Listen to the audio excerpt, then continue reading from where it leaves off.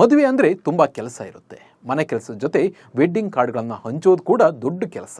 ಆದರೆ ಈಗ ವಾಟ್ಸಪ್ ಬಂದ ಮೇಲೆ ಸಾಕಷ್ಟು ಜನರಿಗೆ ಈ ಕೆಲಸ ತುಂಬ ಈಸಿ ಆಗಿದೆ. ಎಲ್ಲಿ ಮದುವೆ, ಯಾವಾಗ ಮದುವೆ, ಯಾರಿಗೆಲ್ಲ ಮದುವೆ ಅಂತ ಒಂದು ಕಾರ್ಡ್ ಮಾಡಿ ವಾಟ್ಸಪ್ನಲ್ಲೇ ಕಳಿಸ್ತಾರೆ. ಹಾಗೆ ಫ್ರೀ ಇಲ್ಲ ಬರೋಕೆ, ದಯವಿಟ್ಟು ಬನ್ನಿ ಅಂತ ಒಂದು ಮೆಸೇಜ್ ಕೂಡ ಹಾಕ್ತಾರೆ. ಆದರೆ ಈಗ ಇದನ್ನೇ ಸೈಬರ್ ಕ್ರೈಮ್ ಕಿರಾತಕರು ಬಳಸಿಕೊಳ್ತಾ ಇದ್ದಾರೆ.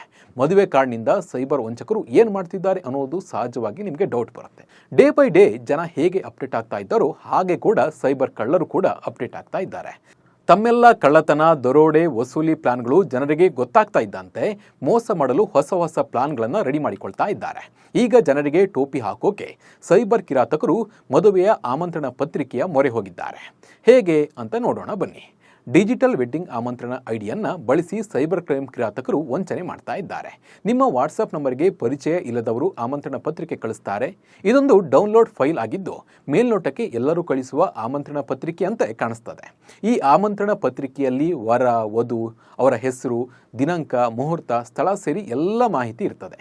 ಈ ಫೈಲ್ ಕಳಿಸುವುದರ ಜೊತೆಗೆ ಮೆಸೇಜ್ ಕೂಡ ರವಾನೆ ಮಾಡಲಾಗುತ್ತದೆ. ದಯವಿಟ್ಟು ಮದುವೆಗೆ ಬಂದು ಹರಿಸಿ, ಸಮಯದ ಅಭಾವದಿಂದ ವಾಟ್ಸಪ್ ಮಾಡಿದ್ದೇನೆ, ಅನ್ಯತಾ ಭಾವಿಸದೆ ದಯವಿಟ್ಟು ಮದುವೆಗೆ ಬನ್ನಿ ಎಂದು ಬರೀತಾರೆ. ಇಲ್ಲಿ ನಿಮ್ಮನ್ನು ಮಾತ್ರ ಟಾರ್ಗೆಟ್ ಮಾಡಿ ಕಳಿಸದೆ ಸಿಕ್ಕ ನಂಬರ್ಗೆ ಆಮಂತ್ರಣ ಪತ್ರಿಕೆಯನ್ನು ಕಳಿಸ್ತಾರೆ. ಲಕ್ಷಾಂತರ ಮಂದಿಗೆ ಆ ಆಮಂತ್ರಣ ಪತ್ರಿಕೆಯನ್ನು ಫಾರ್ವರ್ಡ್ ಮಾಡಲಾಗುತ್ತದೆ.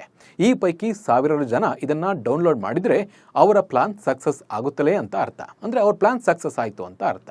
ಆ ಫೈಲನ್ನು ಡೌನ್ಲೋಡ್ ಮಾಡಿದರೆ ನಿಮ್ಮ ಖಾತೆಯಿಂದ ದುಡ್ಡು ಮಾಯವಾಗಬಹುದು, ನಿಮ್ಮ ಖಾಸಗಿ ಮಾಹಿತಿ ಕಳ್ಳತನವಾಗಬಹುದು, ನಿಮ್ಮ ವಿರುದ್ಧ ಅದನ್ನು ಬಳಸಿಕೊಂಡು ಬ್ಲಾಕ್ ಮೇಲ್ ಮಾಡಿ ಹಣ ಕೀಳಬಹುದು. ಹಿಮಾಚಲ ಪ್ರದೇಶದ ಪೊಲೀಸರಿಗೆ ಸೈಬರ್ ಕಳ್ಳರು ಈ ರೀತಿ ಹಣ ದೋಚಿರುವ ದೂರು ಕೂಡ ಬಂದಿದೆ. ಹೀಗಾಗಿ ಈ ವೆಡ್ಡಿಂಗ್ ಕಾರ್ಡ್ ಸೈಬರ್ ಕಳ್ಳರ ಬಗ್ಗೆ ಕ್ರೈಮ್ ಪೊಲೀಸರು ದೇಶದೆಲ್ಲೆಡೆ ಮಾಹಿತಿಯನ್ನು ನೀಡ್ತಾ ಇದ್ದಾರೆ. ಹೀಗಾಗಿ ನಿಮಗೆ ಗೊತ್ತಿಲ್ಲದೆ ನಂಬರ್ನಿಂದ ಇಂಥ ಕಾರ್ಡ್ ಬಂದರೆ ಅಪ್ಪಿ ತಪ್ಪಿ ಕೂಡ ಡೌನ್ಲೋಡ್ ಮಾಡಬೇಡಿ.